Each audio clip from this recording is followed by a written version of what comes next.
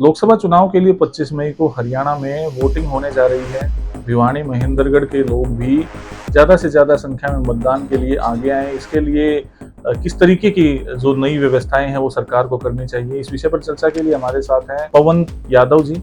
इनसे जानने का प्रयास करेंगे कि आखिर लोग मतदान के प्रति अब तक के जितने भी चरण के मतदान हुए हैं वहां पर देखा होगा कि वोटिंग परसेंटेज काफी कम हुई है, तो हरियाणा में वोटिंग परसेंटेज ज्यादा हो इसके लिए किस तरीके के कदम उठाने की आवश्यकता है और लोग क्या सोचकर क्या समझकर मतदान केंद्र जाएं। देखिए, बार बार हमने पिछले जितने भी इंटरव्यू आपने किए, आपने पूछा कि एक नेता में क्या गुण होने चाहिए, आपने पूछा कि विकास के मुद्दे क्या हैं, आपने पूछा कि किस तरह की डेवलपमेंट फ्यूचर में होनी चाहिए।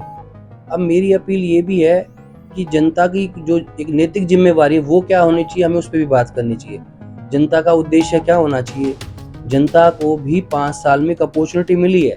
अगर उन्होंने पहले उनसे जाने अनजाने को गलती हो गई है, उनके चुनाव में गलती हो गई, उनको नेता चुनने में गलती हो गई है, तो मैं जनता से ये अपील करना चाहता हूँ कि अब निष्पक्ष होके, बिना किसी कन्फ्यूजन के, भ्रमित हुए बिना, किसी बातों में आए बिना, या तो किसी को पूरा अपना कर दो या पूरा पराया कर दो। क्योंकि जो भरोसे की परिभाषा है, या तो वो 0% होती है या वो 100% होती है। ट्रस्ट मतलब या तो है या तो नहीं है। तो मैं भिवानी महेंद्रगढ़ जो लोकसभा क्षेत्र है उसकी जनता से विनम्र निवेदन करता हूँ कि अपने कंसेप्ट क्लियर रखे, किसी भी जात पात के बहकावे में छलाव में ना आए और एक समाज का विकास करें और समाज को एक ऐसा नेता दे जो उस समाज को संभाल पाए, उन लोगों के बीच में रहे। तो मैं ये कहता हूँ कि नेताओं की बात होगी ये सब, अब मैं जनता की बात करना चाहता हूँ। जनता को अगर कुछ अपेक्षा रखनी है तो जनता को अपने आप को भी समर्पित करना पड़ेगा। जनता को भी विश्वास करना पड़ेगा उसकी लीडरशिप पे कि उसकी लीडरशिप कैसी होनी चाहिए, उसका नेता कैसा होना चाहिए। चुनाव ही तो है जो जनता के अधिकार दे रहा है, और ज़्यादा से ज़्यादा पहुँच के मतदान करना चाहिए। और मैं तो कहता हूँ कि इस कॉन्स्टिट्यूंसी में सबसे ज़्यादा मतदान हो, जो ये अपना लोकसभा क्षेत्र भिवानी महेंद्रगढ़ है, पूरे हरियाणा में सबसे ज़्यादा हो। मैं अपील करता हूँ यहाँ की जनता से। और एक मैं ये भी कहना चाहूँगा कि जो मैंने पहले भी रिपीट कर रहा हूँ कि या तो पूरा अपना या पूरा पराया। तो या तो राव दान सिंह जी को पूरा अपना कर दो या पूरा पराया कर दो। मैं तो उस चीज़ में बिलीव करता हूँ, क्योंकि अगर जनता दान सिंह जी पे यकीन करेगी तो ही तो वो निभाएंगे। अगर सपोज यकीन ही नहीं करे, मन में ही वो सोचते रहे कि इस पे यकीन करे या ना करे, तो निभाएंगे क्या, मेरे को ये बताए जनता।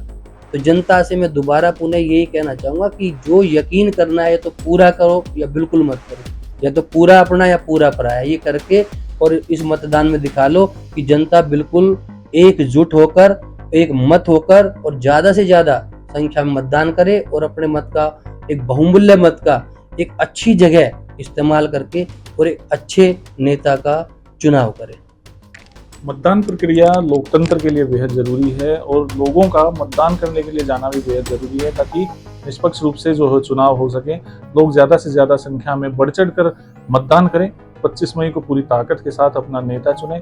हमारी सबकी यही कामना है कि लोग स्वयं जागरूक हों, अपने लिए वोट करें और लगातार बात करें। यादव साहब, अगर हम पूरे देश की, तो पूरे देश में आपको क्या लगता है वोटिंग परसेंटेज कम रहने के पीछे की असली वजह क्या होगी?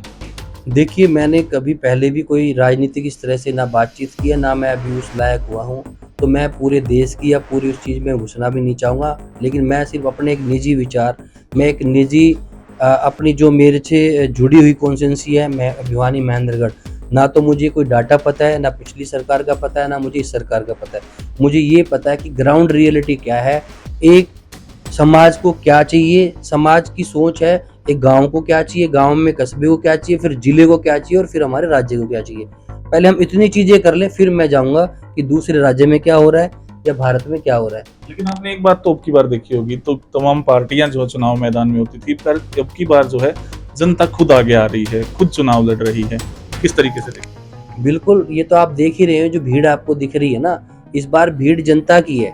मुझे ऐसा लग रहा है कि नेताओं से आगे जनता है। जनता को मतलब एक ऐसा है कि 25 तारीख का इंतजार नहीं हो रहा है कि 23 को ही बटन दबा के अपना चुनाव खत्म कर ले। जनता बिल्कुल एक तरफा हो चुकी है। पर्टिकुलर भिवानी महेंद्रगढ़ की जनता बिल्कुल एक तरफा है। अनअपोज की भी गुंजाइश थी, अगर ऐसा कोई हमारे संविधान में होता कि भाई आंकलन से, या जैसे हम कहते हैं ना कि हमारे उसमें भी हैंड्सअप करके और एमपी हाथ उठा देते हैं और उससे ध्वनि मत से हो जाता है।